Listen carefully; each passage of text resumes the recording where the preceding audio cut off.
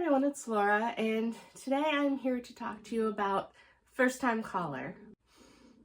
So I listened to this audiobook because I was basically hearing about it all over the place for the last few months, and it seems almost unanimously, that at least for the people that I follow, that they like this. And a lot of people have compared it to Sleepless in Seattle, which is a movie that I grew up loving, and Meg Ryan and Tom Hanks. And even though, looking back, it's not really my ideal romance with how little they actually interact in that movie, it still holds a special place in my heart. So I was eager to see how this book lived up to it. And overall, I really enjoyed this book, but I wasn't exactly blown away with it as much as so many other people seemed to be. But this book is basically about Aiden Valentine, and he has a show at a local Baltimore radio station, and it is called Heartstrings, and it is basically a call-in radio show where he gives love advice. But at the beginning of the book, he is very jaded and seems to have fallen out of love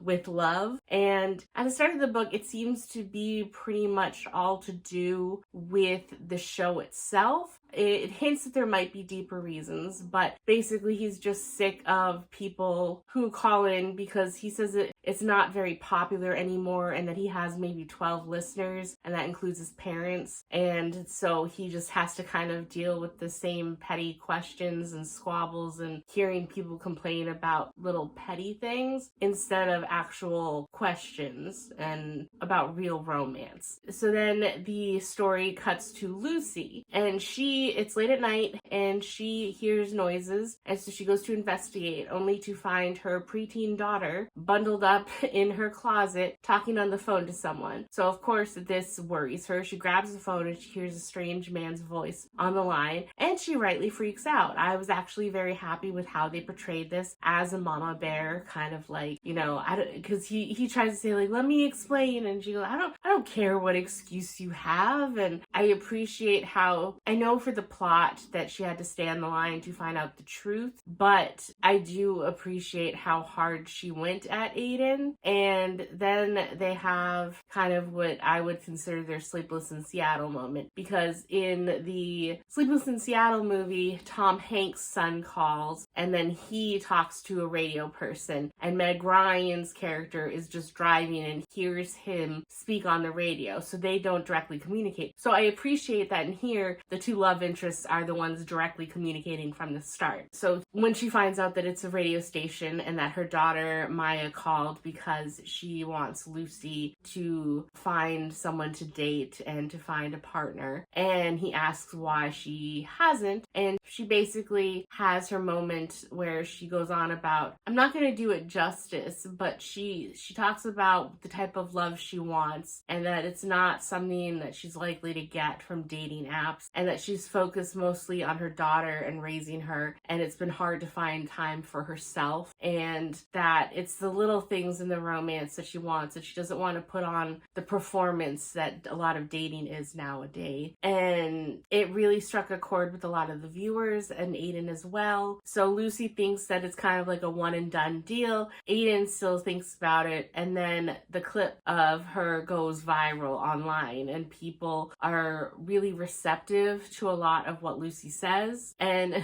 sadly for her, a lot of people in her everyday life end up finding out about this late night conversation, including the father of her daughter. And one of the best things about this is their kind of family unit, because Lucy and her daughter's father, they were never in a romantic relationship. They were basically best friends, and they ended up conceiving their daughter the first time that they had sex. So that was kind of unfortunate. So they ended up deciding to keep the daughter and remain as friends. And at this point in time, they live in houses side by side, and the father is actually married to another man, and all three of them collectively kind of consider themselves Maya's parents, and they have a very healthy, loving co-parenting relationship. And I just like seeing that co-parenting that works and nothing is toxic and no one's resentful. And just seeing that healthy relationship is very refreshing, because I know nowadays there's a lot of different forms that families can take and a lot of blended families, and not everything goes smoothly. And I mean, especially growing up with Disney and cartoons, there's a lot of evil step parents. And so seeing an example of where the parents genuinely care what's best for the child and about all the other parents, it's very nice. So I forget the name. I'm sorry for calling Maya's father because I forget his name. I believe it begins with a G. He is very upset that Lucy didn't come to him with her feelings because he still considers her a best friend, and like, well, why didn't you tell me about this? He is a very unique character. He's loud, brash, very exuberant, and he definitely seems to be a bit hot-headed, but he's also the first person that I think you would want to call in an emergency, because he would totally be on your side and have your back 100%. So then she goes to work and her coworkers tease her about the clip, and then she gets a call from the radio station and they ask her to come in and be a guest on the show for a while, kind of like a guest co-host. They don't give her a specified period for how long they want her to be there, but they're hoping that she can help field some calls since it's generated a lot of interest, and a lot of people have actually been tuning in and calling, asking the radio station and Aiden for updates on Lucy and how she's progressing. And so then they're hoping to kind of give real-time updates for if she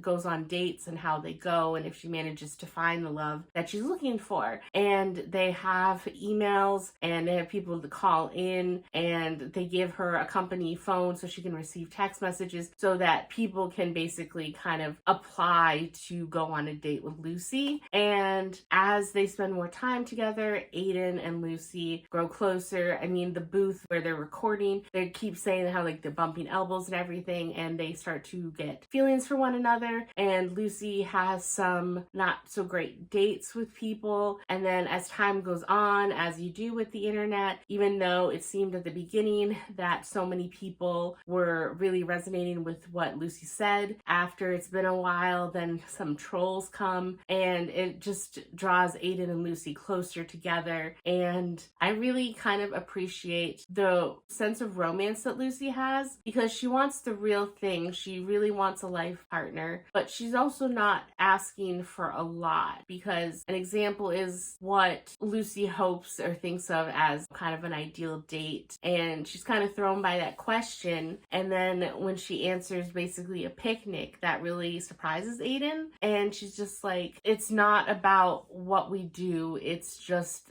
the fact that takes some planning and that someone thinks I'm worth the effort. And that really kind of hit home. And I think that she has her priorities straight and what to look for in a partner. And I really liked their banter. I did like the growing sense of romance between them. My main issue with this is that we get chapters from both Lucy and Aiden's perspective, is that I don't really understand. Maybe I'm missing something, or this type of romance isn't for me, because I don't understand why Aiden is so hesitant to try and start a romance with Lucy, because they seem to kind of come together and then there's a third act issue and everything kind of goes belly up, and I don't really understand. I appreciate in a lot of the romances I've read over the last year when it's not just like a miscommunication issue, when there's real tangible legitimate reasons that they can't be together. And this almost feels like a little bit of a step backwards, because by the end of the book I understand a few of the emotional reasons that Aiden doesn't really feel like he's the ideal candidate to be her partner, but then I don't understand understand why he even bothered starting something with her before then. It just, I hate kind of the wishy-washiness of it, and I don't know, Aiden wasn't all that for me.